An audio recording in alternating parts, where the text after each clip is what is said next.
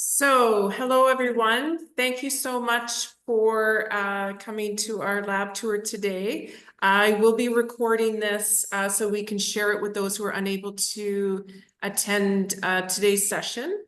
Again, thank you so much for being here. My name is Julie, and I am one of the Walk and Engagement Associates, along with my colleague Ash, who is also here. On behalf of Brain Tumor Foundation of Canada, we would like to extend our gratitude and a huge thank you for your ongoing support and dedication. Because of you, we are one step closer to finding a cure.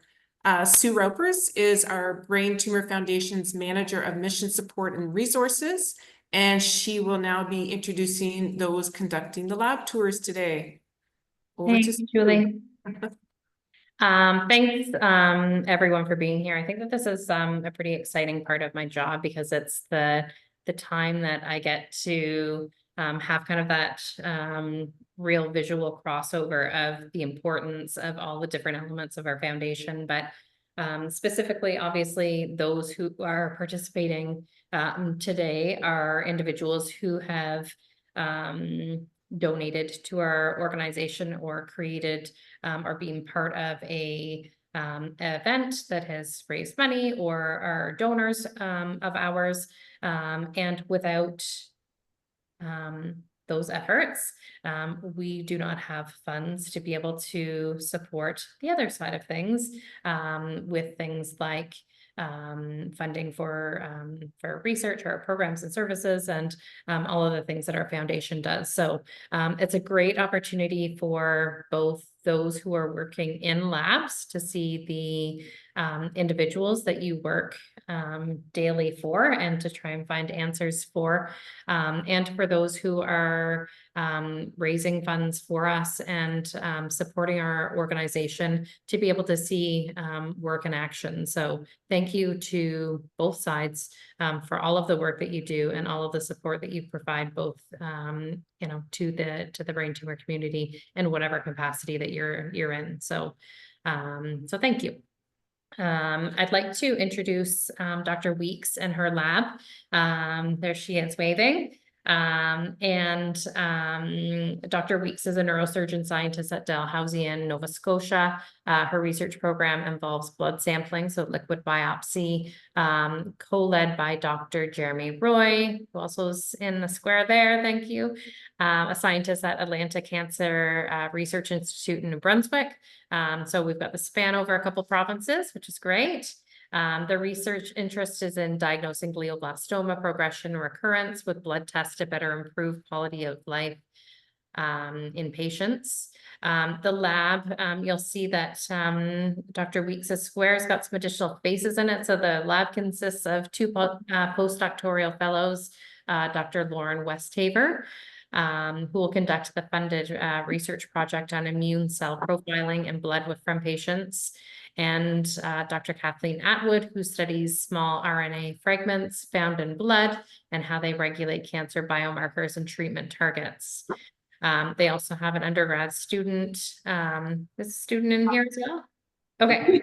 But they also have an undergrad student as well, who works remotely from the US on analysis of blood studies in brain cancer patients. So Dr. Weeks, Roy, Atwood, Westhaver, welcome you to the lab and are grateful for all the work that Brain Tumor Foundation does to help support them and to help them have great findings and move the brain tumor community forward. So without further ado, I will pass it on to Dr. Weeks and her team to get things started. So this is our first ever virtual lab tour, but we welcome you all to our lab. So this is the first time we've done this. So we have a quick presentation, just a little bit about what we do. What's really unique about us is that Dr. Roy and I, we're a perfect marriage of a basic scientist working with a clinician scientist, and we have a really good collaboration. And so we run the lab together, and it's been a great experience for us over the last few years as we started to work together. And I think that makes our lab super unique. And we cross two provinces, which I think is a unique setup in labs in Canada. And so we're really excited that we're truly Atlantic Canadian. So welcome to our lab. We have our presentation up. Yeah. Could you make me a host, please? There you go. So you're going to see various bits of us speak at different slides. And so hopefully we get our timing down right. And then we're going to show you a little bit about what a blood sample happens to a blood sample in our lab.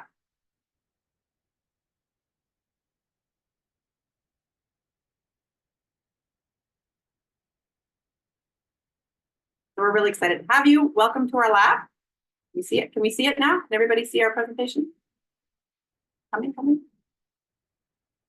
She's loading. There we go. Success. So we're coming to you from Halifax and Moncton. It's a somewhat sunny day in Halifax today. Starting to get cold. It's the first bit of fall. My favorite season in Halifax. And then this is Moncton.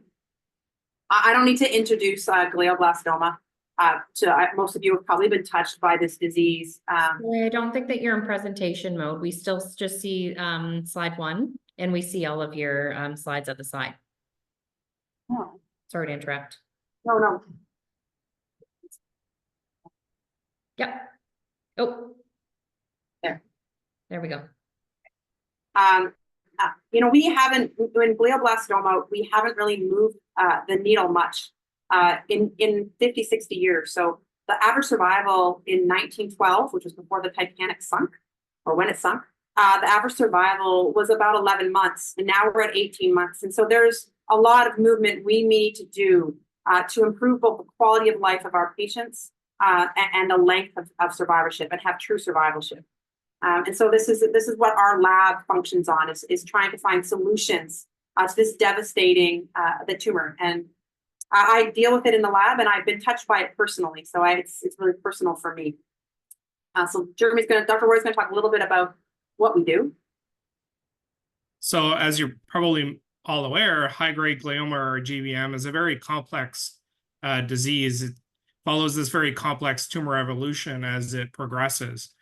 But for the most important point to make here on this slide is it's made up of multiple cells. Some of these cells are malignant or cancerous, some of them are not. So some of them come from the immune system. And high-grade glioma has this very immunosuppressive environment. It's this hallmark of high-grade gliomas or GBMs, where the immune system really is turned off. So we're trying to understand factors that may turn that immunosuppressive environment on.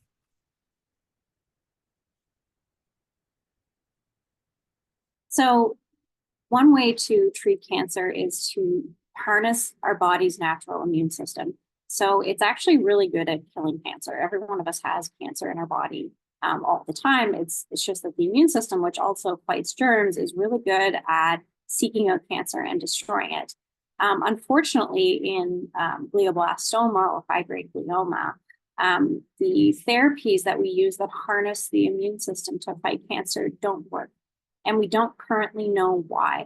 So step 1 for kind of our lab is to figure out what the immune system is doing in these patients with glioblastoma, and to see why these therapeutics that harness the immune system aren't currently working. And so the way we do that is that we take patient blood and we spin it in a centrifuge, which is kind of like a washing machine, in that it spins samples really fast. And it kind of pellets the red blood cells at the bottom, and then we have a layer of white blood cells. And if we actually look at those white blood cells, we can tell what the immune system of the person that we collected the blood from, what that immune system is doing and how it's functioning.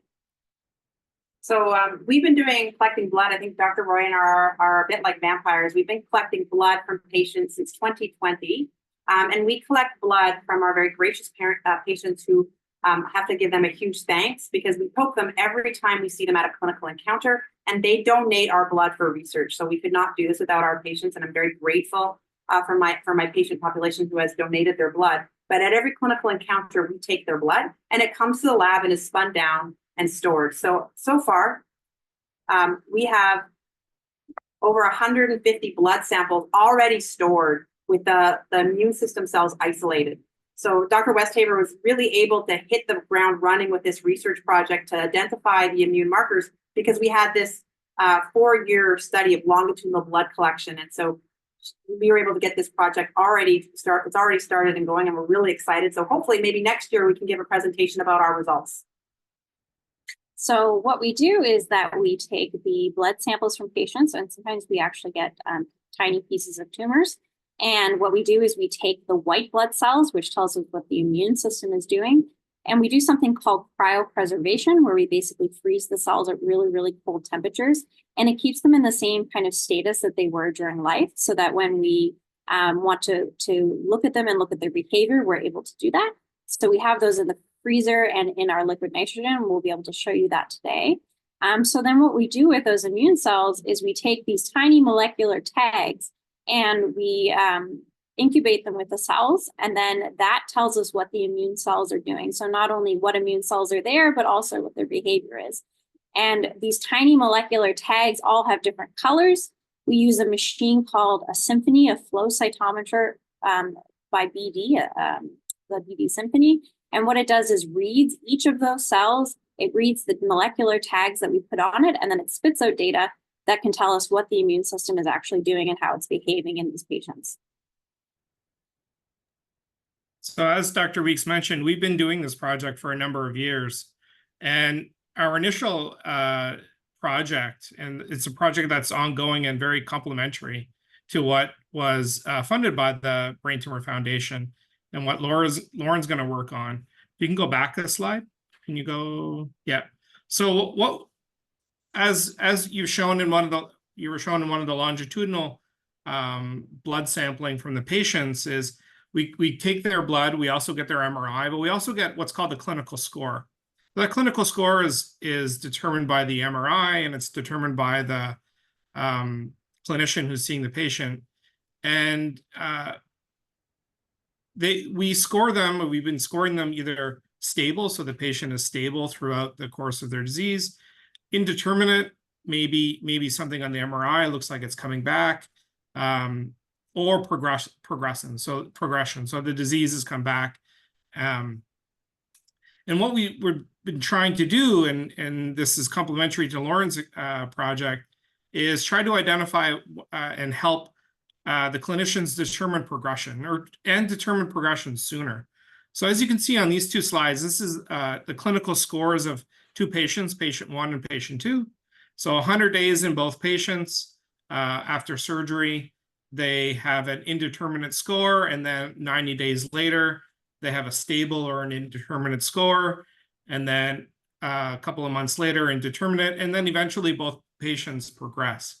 So what we've been doing is we've been collecting blood, and we've been looking at these markers in the blood that come from cells that are sort of talking to each other. So all cells in the body sort of talk to each other. Tumor cells can talk to immune cells can talk to tumor cells. So we call them tweets. So they're like tweeting and chatting with each other. And we're trying to decode those messages, trying to understand, are they talking to each other, and is that an indication of progression? So can we see progression or detect progression in the blood prior to the MRI and the clinical score determining progression? So if we overlay these messages in these longitudinal graphs for these two patients, if you go to the next slide. So the blue line is it's a signature of these messages that they're talking to each other. And you can see if you go to the next slide, which will have the arrows, in patient number 1, we actually see these messages 90 days or 3 months prior to the determination of progression. And in patient 2, a similar result. So this is very preliminary. This goes in hand in hand with what Lauren is trying to understand, is maybe these messages are coming from the immune system. So these two projects are sort of very complementary to each other. And we think we're on the right track. I think this is really powerful because for anyone who's had a patient with a glioblastoma, and there are oftentimes the oncologist will tell you we don't know whether it's back, we don't know whether it's something called pseudoprogression, we just don't know, and we're going to wait for another MRI and 6 weeks or 3 months, and that diminishes people's quality of life when they don't know, and you can't change treatment. So you're losing 3 months in a disease where the average survival is 18 months. So if we can identify progression sooner, we can either change treatment sooner and hopefully make an impact on both quality of life and quantity of life for patients. So I sit on a tumor boards, and we discuss this progression all the time. It comes up every week. Is this true progression? Is it not? And we really want to make an impact. We want to start making an impact here, and then more broadly, and diagnose tumors earlier as a secondary goal further down the road. So we're really hoping to make an impact in this and design a molecular clinical score that will tell clinicians that the tumor is back and you need to do think of something new. So we're really hopeful. So I don't know if anyone has any questions now, or you want to see what our lab look like, but we really want to thank you for all of your support. It is key for us getting this done. And I am so grateful that you chose our project, and I'm really hopeful that next year we can show you some great results. Do you want to show them around? Yeah. Is it okay if I took host back? Yeah. Do you have another? Nope. We're just going to show you around.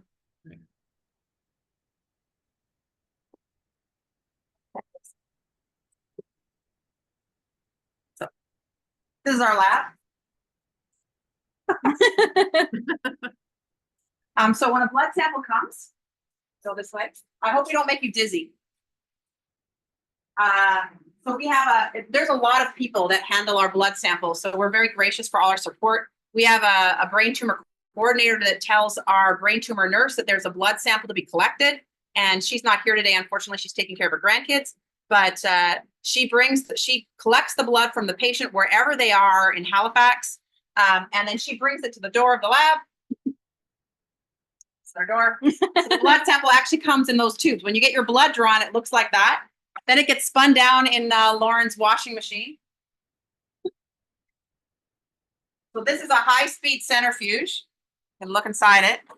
So it gets spun down, and it's really high. It goes at, I don't know, what's the RPM that you spin it down at, Kathleen? 1500 G. 1500 G, which is Really fast. Yeah, it would make you very dizzy. So it gets spun down, and we separate the plasma and the white cells out, and then we bring them over here until. Where's our liquid nitrogen storage? We're going to show you. This stores all of our blood. So this canister here is this is where we store every single sample that we have. So we can show you what that looks like. You want me to take that? Yeah. So this is at -230 degrees Celsius. Yeah, so this is liquid nitrogen. So if you don't, the samples degrade. So they sit in these little cane stacks, and we store all the samples here until Lauren's able to process them with flow cytometry. We can't show you the flow cytometer because that's in the cores, and that's about a 5-minute walk away. So I'd like to show you the flow, but the BD Symphony, or the flow cytometer, is a Dalhousie core machine. So it's a very expensive machine that everybody at Dal uses. And then we spin them down and get the results. And then, so Dr. Roy's going to give you a quick tour of the Atlantic Cancer Research Institute of Moncton, because like I said, we're actually 2 labs in one. So I'll turn it over to Jeremy. Thank you, Adrienne. So I'm a scientist at the Atlantic Cancer Research Institute. So it's located on the 4th floor of a pretty much brand new building called the New Brunswick Center for Precision Medicine. So I'm in my office right now. So I'll try not to make you dizzy either. But we're on the 4th floor. We have this beautiful solarium where staff and students get to meet and have lunch and things. So I'm going to go into the lab. So we have a open concept lab that 6 scientists share.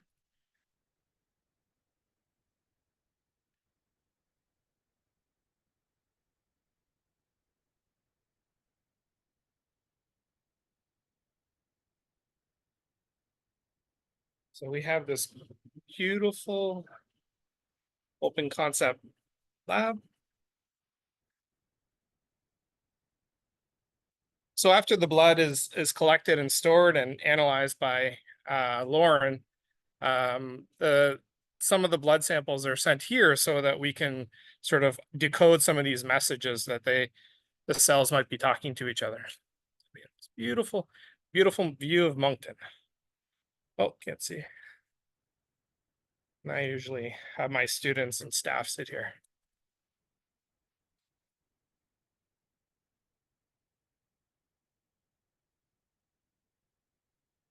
Well, she had Thompson here, but then our students analyze all our data. It gets posted on a folder, and we all get to look at it. And we have a student, actually, he goes to Chatham, but he's in New England, but he's in class, he's an undergrad student. We all analyze everything and hopefully can make an impact. That's what we really want to do. And that's our goal, is to have some great data next year that can make an impact and hopefully change practice and change the way we do things. So we're, like I said, very grateful for the Brain Tumor Foundation and grateful for all of you for allowing us to continue this project. And we're super excited about it. And we're happy to answer any questions. And Thank you so much. That was great. You're here on the net tour next Thursday, we're actually going to process a blood sample for you, because we actually have a blood sample coming into the lab at that time. So we'll actually be able to show you what it looks like. But today, unfortunately, there's no samples. That's great. Thank you. Thank you so much for taking the time to walk us through and help us understand. And I wanted to share that the particular award that this lab has received from us is the first time award that we've done. It's an elevation grant, and after a 9-month or 10-month start time, they'll provide us an overview of kind of where they're at. And if they're, following objectives and moving things along and things are going well, then we double their funding. So it's great to show kind of that elevation and be able to try and help the labs move forward, and do the research at a faster pace than having to then apply for another award and wait for that process to stop. So we're excited to have this as a first time award. And does anyone have any questions that they have from the walk around or from the presentation prior to?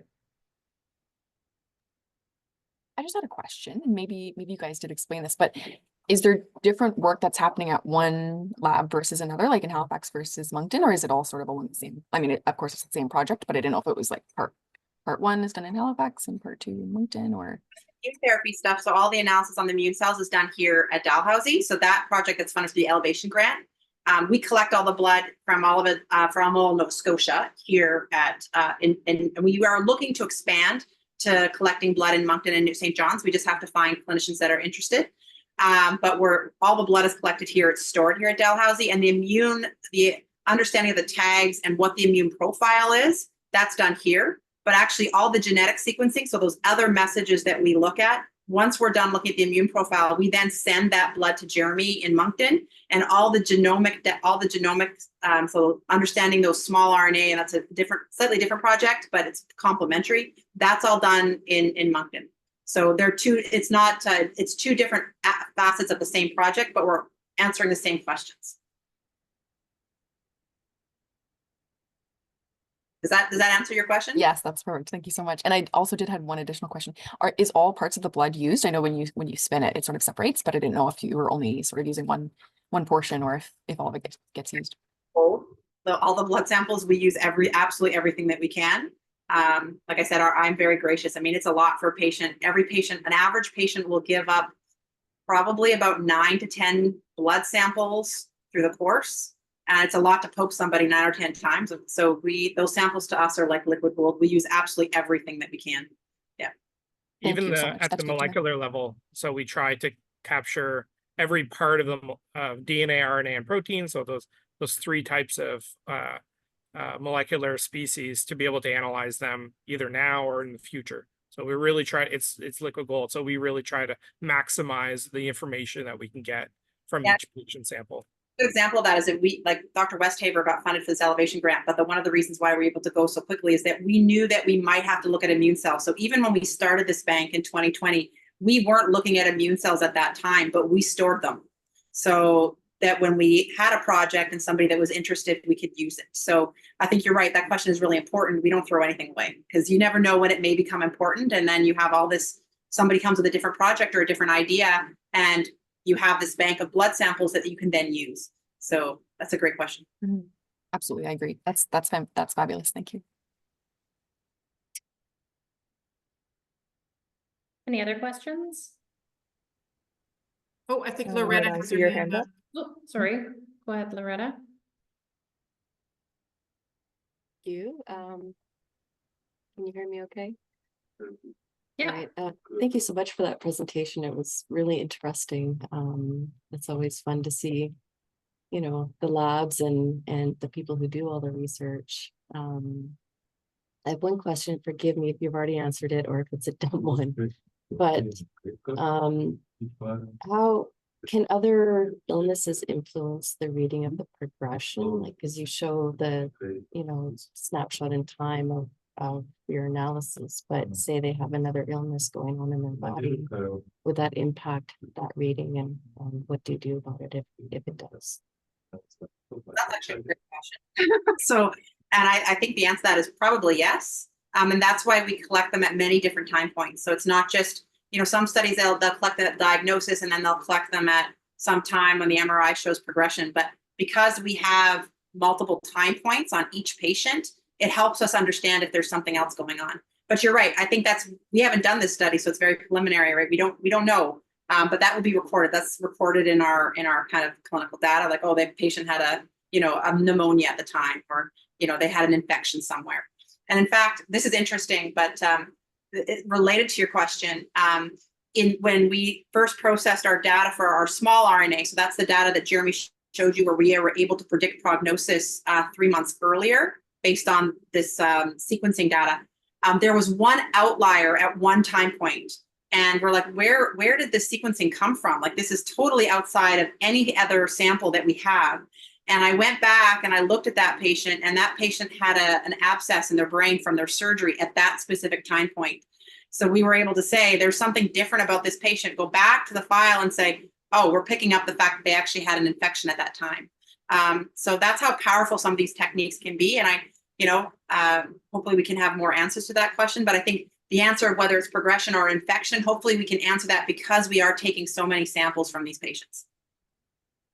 I think that touches on how the collaboration works as well. So as a basic scientist, if I would have gotten that sample, I would have thought it was an outlier. There's no way for me to understand why that sample was so different. But Adrienne and I can chat about it, and she can go back and look at the notes and look at the patients and you know, try to understand those very difficult questions. It's great. Thank you so much. Any other questions at all?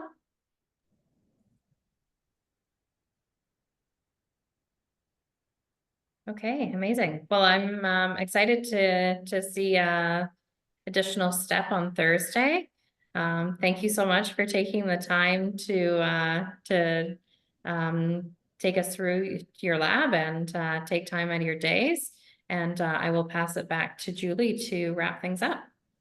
Yes, thank you so much, Adrienne, Jeremy, Lauren, and everyone else on your team. Your passion and energy make the difference in the lives of so many patients and families every day. To our participants, we are thrilled that we've been able to share the impact of this team's efforts. And so you can see how your support makes the work of the research team possible, and to see it come full circle and be able to be a part of it is it's why we do what we do. So if there's no more questions, on behalf of the walk team and Sue and everyone else, thank you so much and have a wonderful day. Thank you, everybody. Thank Thank you you. so Thank much. you. Everyone, thank you for your Bye. support. Thank you. Bye.